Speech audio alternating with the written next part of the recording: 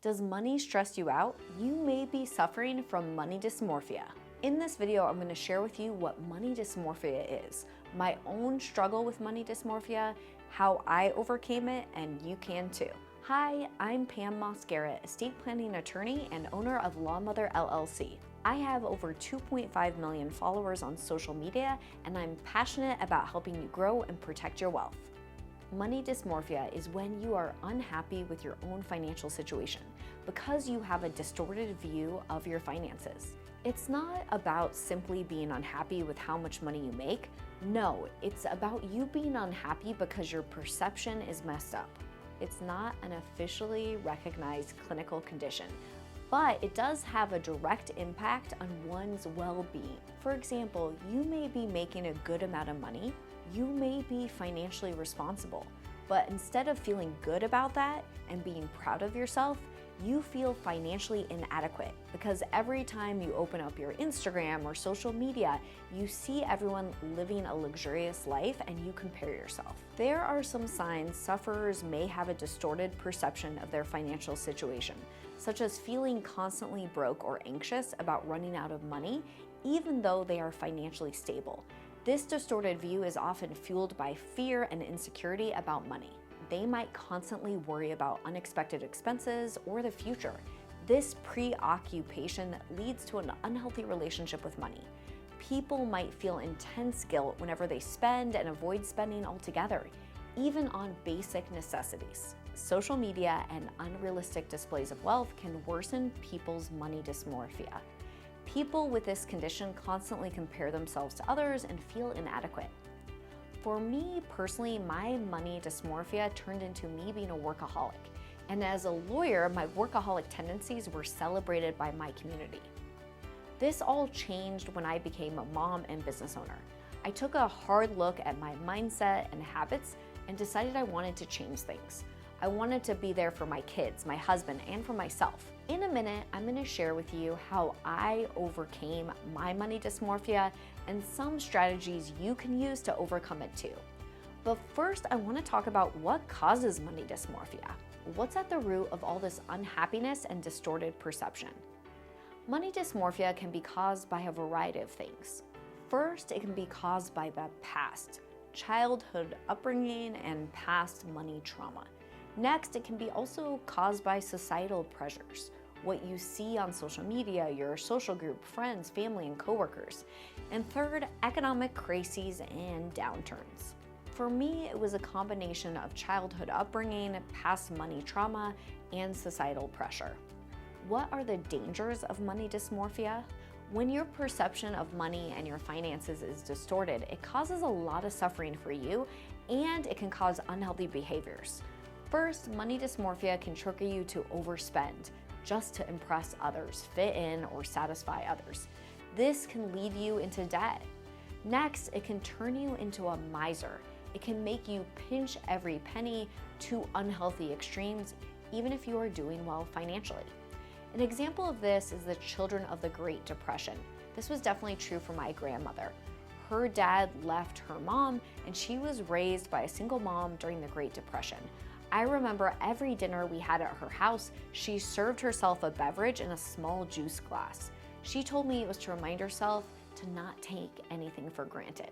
I really respect and love my grandma.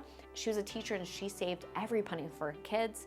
She did give her kids a wonderful life. However, I do feel that all that penny pitching took a huge toll on her. Third, money dysmorphia can cause you to become a workaholic, obsessed with making more money due to a sense of inadequacy. These people might become rich but still feel it's not enough and are unhappy, slaving away, not out of passion or joy, but because they have a distorted view that they don't have enough. This personally happens to me, and I know people like this, the overspender, the miser, and the workaholic. Let me know in the comments if you know someone or have experienced someone with money dysmorphia. For example, I have a friend who's always buying the latest fashion and going on luxurious vacations, but behind the scenes, she has a lot of credit card debt. I also have friends who are like my grandma who are misers. Lastly, I myself was a workaholic, and a lot of my lawyer friends are the same way. I have a friend who is working 70 to 80 hour weeks. She's always too busy, and when we get together, she's usually late and needs to leave early.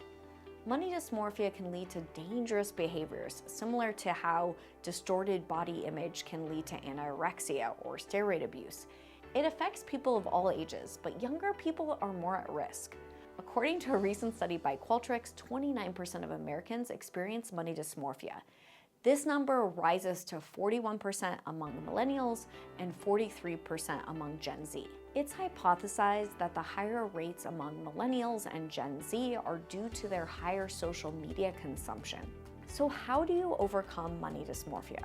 Well, let me share with you how I broke my money dysmorphia cycle, and you can too. The first is mindset work. I first tackled the limiting beliefs that were leading me to overwork. This included stories that I had been telling myself were true for years, but when I looked at them critically, I realized they were not true and they were not making me happy. For me, this included I needed to work hard for money and that there wasn't enough money. Second, emotional work. My workaholic tendencies also tend to creep up when I'm not processing my emotions. I escape stress in my life by working. So I've had to find healthier ways to cope with life stresses, like comedy, exercise, and recently pickleball. Also, many money decisions are emotional. I started to tackle my money triggers and improve my relationship with money so I could break the cycle. For example, I stopped comparing myself to others on social media, especially the people who shared pictures of luxury vacations they went on. I stopped following people that would trigger these bad feelings. Third, I set up a strategy. I made a plan that prioritized my life that I wanted to create and the wealth I wanted to create. I started with the end in mind. This included a time plan and a money plan. How could I spend quality time with my kids and earn enough to support my family? Becoming clear with the math allowed me to set priorities and say no to things. For the time plan, I took out a sheet of paper and listed how I wanted my week to look. How many hours a day did I want to spend with my kids, my husband, focusing on my health, seeing my friends and family?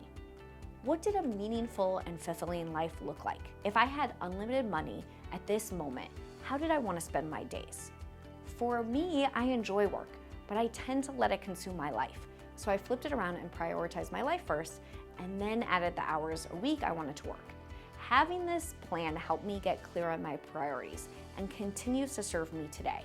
I'm able to say no to requests on my time that don't serve my goals. Next, I created a money plan. I got clear on my current budget, my baseline. This exercise alone is life-changing. I realized then when I got clear on how much I wanted to earn each month for the life I wanted, and getting clear right down to the exact numbers, right now and in the future. What is your future dream life? What size house do you want? What vacations do you want to take? How much do you want to put away in savings and retirement? Once you become clear on these items, you're able to set realistic goals and say no to other things. I hope this video was helpful. Let me know in the comments if anything was helpful for you. And if you found this video helpful, I would suggest watching my video on the 5 ways to feel richer today, even if you're not. I'll link it here for you.